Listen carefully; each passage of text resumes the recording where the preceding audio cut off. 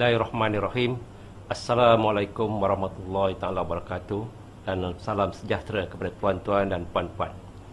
Selamat datang ke program e-pembelajaran kursus wajib pentadbiran dan pengurusan koperasi dalam tajuk Integriti dalam Koperasi.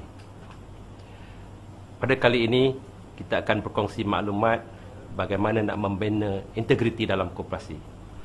Pada saya, integriti adalah nilai yang sangat penting dan tidak boleh dikompromi dalam pengurusan sesebuah organisasi termasuk koperasi. Pengurusan tanpa integriti boleh membawa masalah dan kehancuran kepada sesebuah koperasi. Dan kita harus sedar, faktor kejayaan koperasi bukanlah semata-mata terletak pada anggota yang ramai, modal yang besar, tenaga pentadbiran dan pengurusan yang mahir, tetapi yang paling penting adalah integriti. Sejarah pada masa lalu telah membuktikan kepada kita bahawa terdapat koperasi yang dulunya besar dan berjaya, tetapi pada masa sekarang koperasi tersebut telah menjadi kecil atau tidak wujud lagi kerana pengurusannya tidak berintegriti. Pada kali ini kita akan berkongsi skop taklimat apa itu integriti, apa pentingnya integriti, punca-punca kemerosotan integriti, peranan koperasi dalam pembangunan ekonomi negara, usaha-usaha SKM dalam meningkatkan integriti, bagaimana nak membina integriti dalam koperasi, dan contoh-contoh kes lazim tidak berintegriti. Diharap melalui penerangan ini, para peserta akan berjaya memahami apakah elemen-elemen yang perlu ada untuk memperkasakan integriti dalam koperasi. Apakah sebenarnya integriti? Dalam bahasa yang mudah, integriti membawa maksud kejujuran, ketelusan dalam melaksanakan amanah dan tanggungjawab.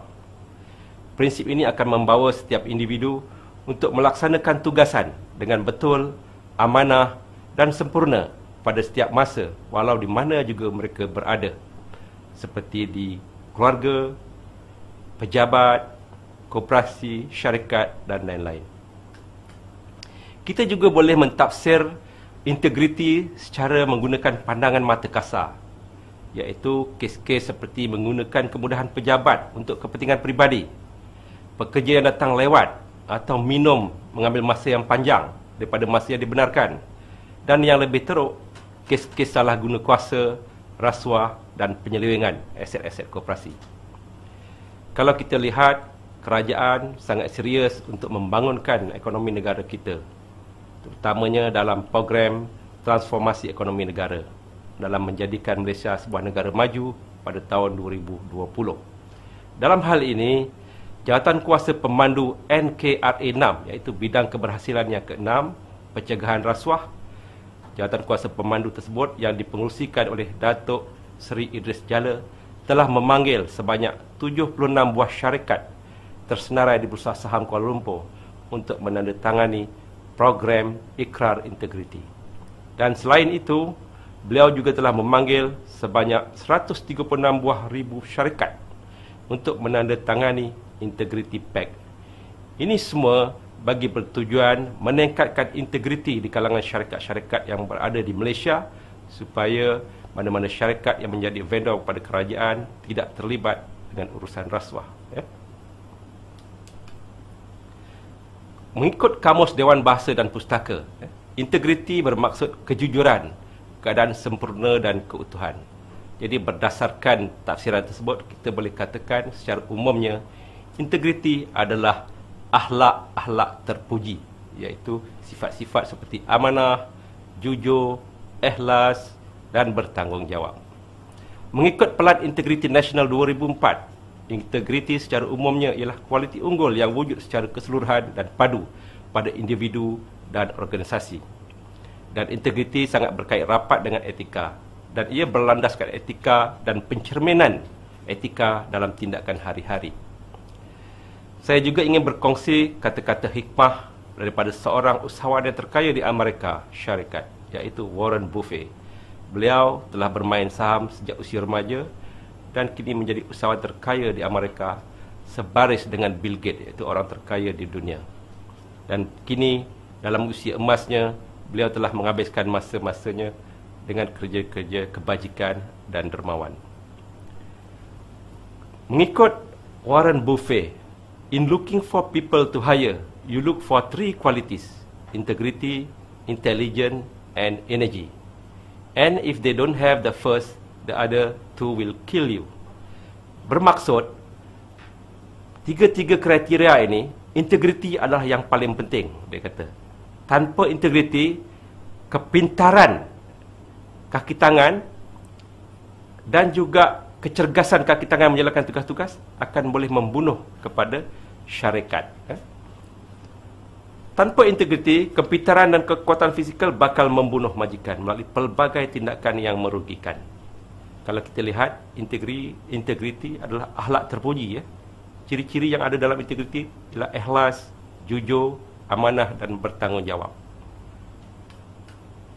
Integriti menurut Islam. Penghayatan integriti adalah sejajar dengan tuntutan iman Islam yang mengajar umatnya supaya berakhlak mulia, seperti diperjuangkan oleh junjungan besar Nabi Muhammad SAW, sebagaimana hadis riwayat Al-Qudaini bermaksud, sesungguhnya aku diutuskan untuk menyempurnakan akhlak yang mulia.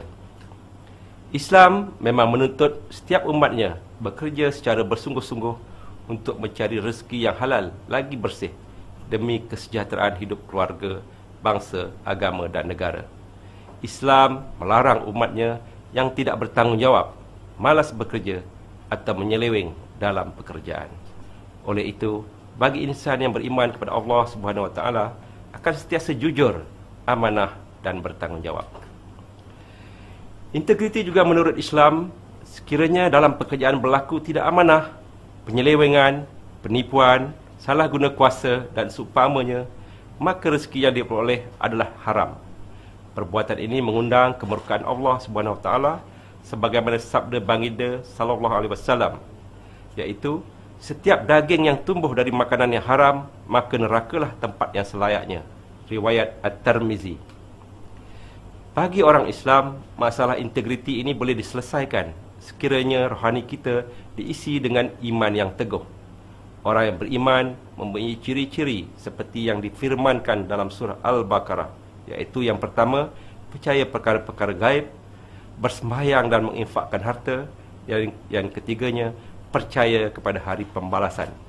Jadi sekiranya kita mengetahui bahawa Allah akan sentiasa memantau kita, melihat kita, maka kita akan sentiasa menjauhi perkara-perkara yang dilarang oleh syarak.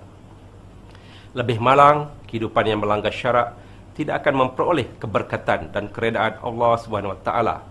Ada kalanya kita akan ditimpa bala di dunia ini, seperti hidup tidak tenang, ditimpa bencana, doa tidak dimakbulkan. Kita jumpa selepas ini.